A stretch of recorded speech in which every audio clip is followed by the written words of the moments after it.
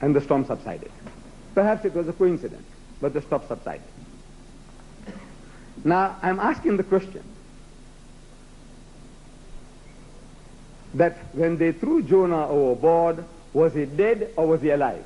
But before you answer, I don't want to get the wrong answer. Because once you give the wrong answer, you want to stick by it. This is human nature. You know, once you make a wrong statement, you don't like to admit your mistake. So I want to help you before you open your mouth. You don't mind? I said, you see, Jonah had volunteered. He had volunteered. He says, throw me overboard. And when a man volunteers, you don't have to strangle him before throwing. He agreed. He says, throw me. You don't have to kill him. You don't have to break his arm or limb. You don't have to spear him. Am I right? The man says, throw me. So when they threw him overboard, was he dead or was he alive? I want to hear from you all. And please, I want to hear that it can also be recorded on our tape. Please. Was he dead or was he alive when they threw him overboard? What? Alive. You got the right answer, but you get no prize for that. It was too simple. As you see, it's very simple. The Jews say he was alive. The Christians say he was alive. The Muslims say he was alive. No prize. The storm subsides and a fish comes and gobbles him up. Dead or alive? Right. From the fish's belly, he prays to God for help, according to the book of Jonah. I'm asking, do dead men pray? Dead people, do they pray? No. So he was alive. A little louder, please. Alive. MashaAllah. You will be given the opportunity at question time, whoever you are, you will be given the opportunity at question time to ask questions. Be man enough, be Christian enough to please keep your mouth shut for the moment. 3 days and 3 nights, the fish takes him round the ocean. Dead or alive? Alive. Don't be afraid. Don't get terrified.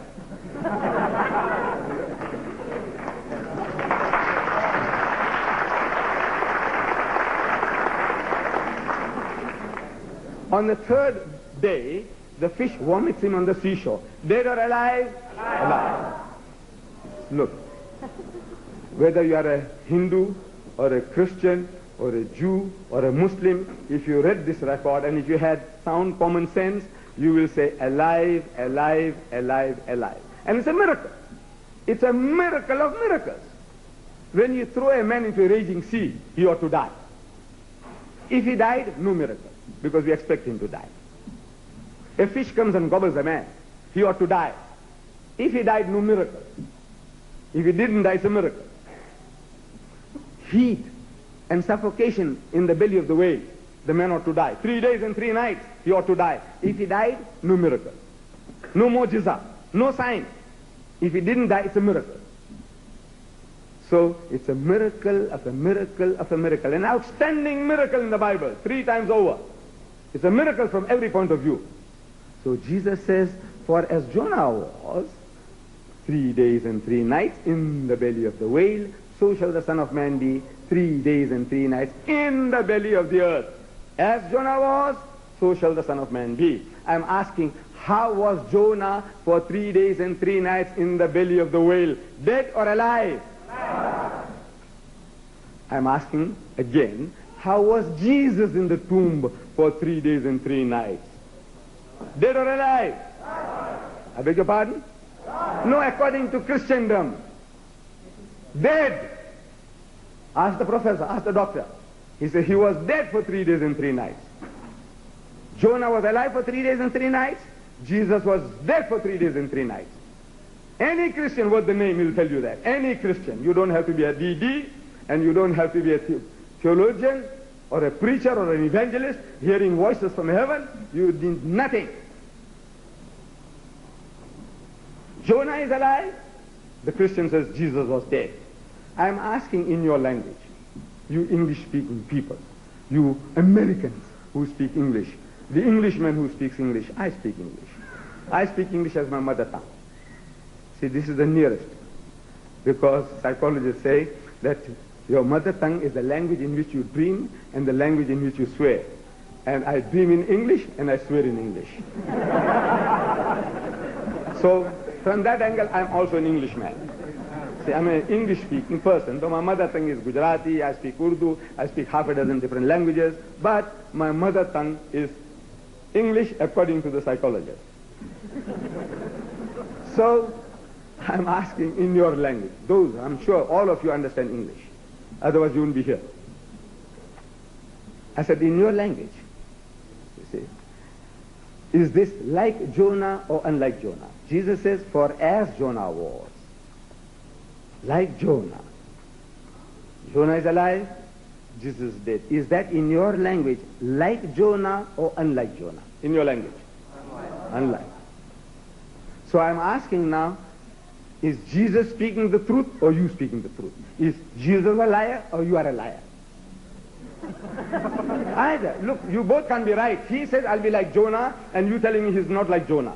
So he failed, or he lied, or you are lying. You have to admit that you have misunderstood the whole thing. You're reading this in your own language, simple, basic English.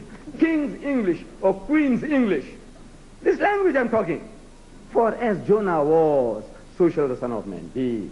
Like Jonah, not unlike Jonah. The very learned person, he says, no, Mr. Didak. You see, Jesus is here emphasizing the time factor.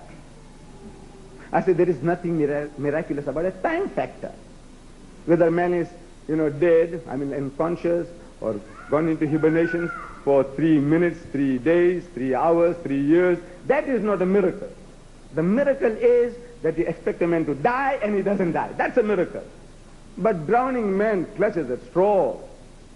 You see, he says, no, Mr. Didat. You see, it is the time factor that Jesus was emphasizing. Can't you see? He said, for as Jonah was 3 days and 3 nights, so shall the Son of Man be 3 days and 3 nights. He repeats the word 3, 4 times, so it's the time factor that he was emphasizing, not whether dead or alive. So I'm asking, look, did he fulfill that? The time factor. Did he fulfill that? He said, yes. I said, look, you're going to make another slip just now. You're going to fall again. You have made one faux pas, you have made one mistake, you have accused Jesus of lying. He said, I'll be like Jonah. You say he was unlike Jonah. He didn't fulfill it, and you're going to make a second mistake just now. But no. Drowning man clutches at straws. And you'll find drowning women will do the same. So I said, now, look, when was he crucified? When was Jesus crucified? And Christendom as a whole, they give you the answer, Good Friday. Have you heard of Good Friday? Do you have Good Friday in your country here? We have it in South Africa. They call it in African, Goeie Vrydag. See, Good Friday. In South Africa, we celebrate Good Friday. Swaziland, Lesotho, Zambia, Zimbabwe, Britain, France, Germany, Italy, name them. Every Christian nation on earth commemorates Good Friday. What makes Good Friday good? They say Christ died for our sins. Is that what makes it good? I said, yes. So it was on a Good Friday. I said, yes. Okay? When was he crucified, morning or afternoon? When? Well, some say morning, some say afternoon. I say, I won't argue. Whatever you say, I accept. How long was he on the cross? Some say 3 hours, some say 6 hours. I say, I won't argue with you. I won't argue. You say 3, I accept. If it's 6, I accept. I said, the Jews were in a hurry to put him up on the cross. That's the reading of the scriptures. Why were they in a hurry? Because they were afraid of the common people. Jesus was a hero to the common people. He had healed the blind, the lepers. He had given life back to the dead. On one occasion, he fed 5,000 people with a few pieces of fish and a few pieces of bread. On another occasion, another 3,000 people with a few pieces of fish and a few pieces of bread. A man with such a reputation, the people loved the man.